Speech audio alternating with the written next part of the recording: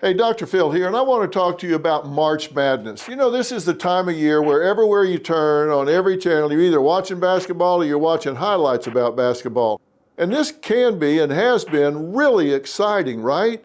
You're always watching buzzer beaters and people going nuts in the stands, cheering, jumping up and down. But if you notice there's a drift in what's happening, now instead of watching these buzzer beaters, watching people make these last great shots and people getting all excited, we're watching a bunch of divas, a bunch of meltdowns, a bunch of tantrums, like they're brats throwing tantrums. And now you got an all-out fight.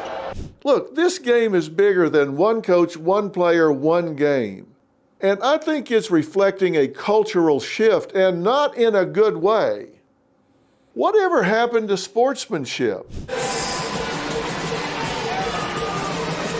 When you see people throwing that out the window and just running their own agenda, it tells us something deeper about the state of our society.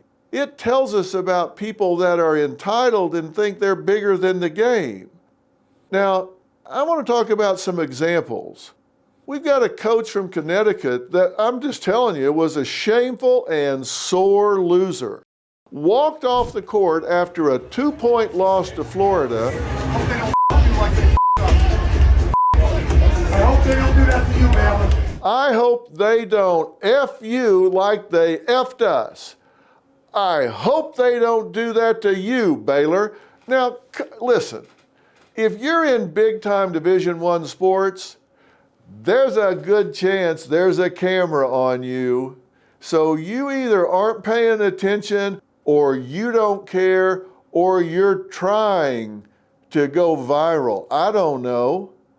Sports Reporter shot that video and posted it, of course, because they're trying to get attention and go viral. And the communications director told the reporter, and I quote, that he would ruin his life if he didn't erase that video. Oh, really? That's like a drunk getting pulled over and telling the cop, do you know who I am? Yeah, I do. You're a drunk on the side of the road. Do you have to give me a ticket? Yes. What do you mean you're going to ruin their life? Other reporters heard it. They confirmed it. Listen, that's not passion. That's entitlement.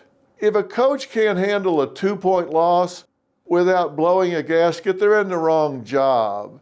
If you've got somebody there that's a, communications director, PR director, whoever, if they're wearing the university's jersey, if they've got the university's hat on, you don't represent well by threatening people with what they better not do. This wasn't a one-off. There was a St. John's player who mimicked a sniper taking a shot at someone during his team's win over Omaha. Now, the clip went viral. Hey, it doesn't seem like a big deal, but this player didn't even play a single second of the game. How about you take a shot in the game before you mimic a shot while you're sitting on the bench? Listen, this kid may be a great player. Maybe he's just not thinking in the passion of the moment, but you need to start thinking. Maybe it seemed like a good idea at the time, but this isn't your couch and you're not playing some video game. Good thing he's not in the NFL, because if you think back, Patrick Mahomes was fined $14,069 last season after he mimicked shooting a rifle. Now, maybe that's overkill. Maybe they're overreacting, but pay attention. If that's the standard, think about it. Don't do it. And look, it's not just men, not just boys being boys or men being men. An Ohio State player flipped double birds at the fans. Really? Don't you know mom and dad are proud? That's not heat of the moment reaction. This is signs that players just have not talked to themselves and said, you know what? I'm going in the pressure cooker. I'm going in the pressure cooker. We all make mistakes, but that takes some thought to flip double hands off at the crowd. When trash talk turns vulgar, that's not competitiveness. It's just not requiring enough of yourself. And fans, they're worse. Oh, come on. Somebody threw a bottle of water on the floor. Unnecessary. That's going to be a cleanup here. Come on, man. That was a full bottle of water, too. That was very dangerous. A Louisville fan threw a water bottle onto the court during the team's loss to Creighton. There's a certain mob mentality, and what is fueling this? Is it just immaturity? Are they showing up drunk? Or is it fueled by gambling, rage, a complete lack of consequences for whatever they do? A crowd at the USC-Mississippi State women's game just really got out of hand. USC fans booed every time Mississippi State had the ball. Why? Well, they were upset because their star player got injured.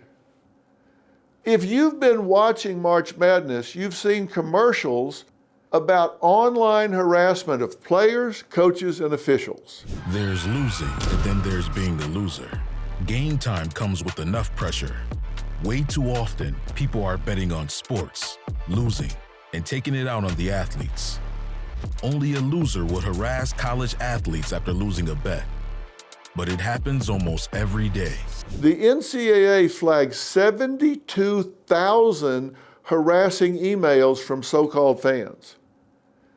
Why? Well, many gambled on a game and lost. They thought, okay, you worked for me. I put money on this game, you didn't perform, so I'm going to call you names. I'm going to send you harassing emails. According to the American Gaming Association, $3.1 billion will be bet during March Madness. That doesn't buy you a ticket to being foolish. When you mix big emotions, big money, and total anonymity, what do you get? A society addicted to outrage, high on drama, and allergic to accountability. It doesn't give you the right to abuse athletes. And it's not just college. New York State girls high school game, Northville's coach got fired after pulling one of the players' hair. What are you thinking? I mean, do some critical thinking. Role play this out. I'm going to get upset, yank one of my players' hair. Grab him by the hair, yank him.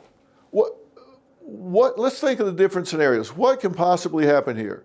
You think they're going to have a meeting and say, hey, way to motivate your players. Good job. Or are they going to say, that's abusive. Everybody saw that. Now we have to do something. Yeah, not a good choice. Perhaps the most disgusting moment. Getting really heated here in the stands. And here we go. Really heated in the stands. And now you got an all-out fight.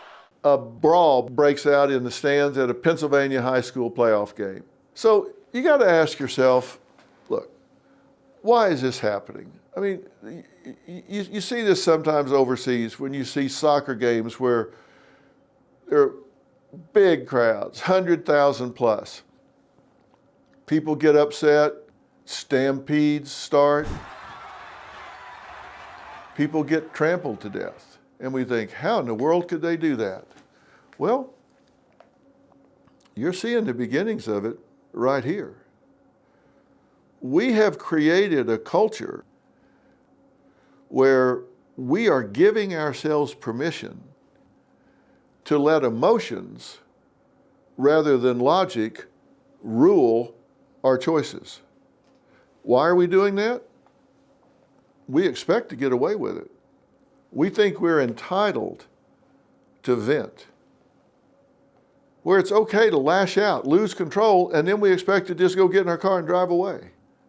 But you know what? Most of the time, that probably is what happens. We're just being honest. Most of the time, you can yell, scream, call names, throw your popcorn at somebody, act a fool, get in the car, go home. But what about the times that that's not what happens? We've got grown men and women coaches and leaders setting a tone with temper tantrums and personal attacks. You think players and fans don't pick up on that? They do. Look at here. Bobby Knight just threw his chair. And He did. He punched him. Oh! He punched him. We're role models. Are we modeling bad behavior?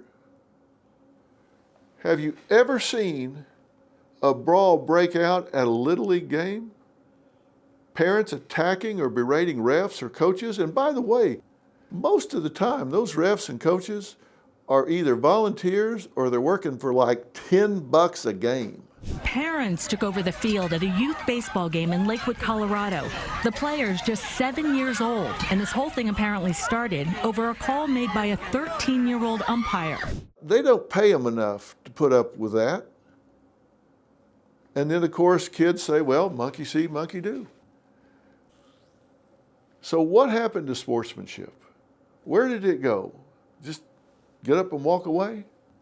We used to celebrate players who showed grace in defeat and humility in victory. Now we glorify drama, disrespect, viral moments. We prioritize going viral over values. Look, team sports are great. I grew up in athletics. I learned so much from it. When you're part of a team, you learn to work together. You learn to support the people next to you. You learn, I can't quit on me or I quit on them. You learn grit. You learn discipline. You learn that you're part of something bigger than yourself. And if we keep rewarding bad behavior with clicks and likes, highlights, we're raising a generation that thinks sportsmanship is weakness instead of a virtue. Coaches, players, fans have platforms, and they're either using to build people up or tear the game down. It's time to ask ourselves, what are we doing? Are we contributing to the sport? Or are we using it as a backdrop to act a fool and hopefully get a bunch of clicks? Now, I'm not here to cancel anybody. I think everybody deserves a second chance. Even the coaches that scream something into a phone or pull somebody's hair. Maybe they just didn't talk to themselves harshly enough. Maybe they didn't tell themselves, hey, wait a minute. I need to plan how I'm going to handle stress before I get into it. This is not just a March Madness problem. It's a people problem. And if we don't fix it, boy, that real madness could spill into the mall. It could spill into road rage. Oh, wait a minute, it already has. Maybe we need to reel it back in. That would make it the real story. See you tomorrow.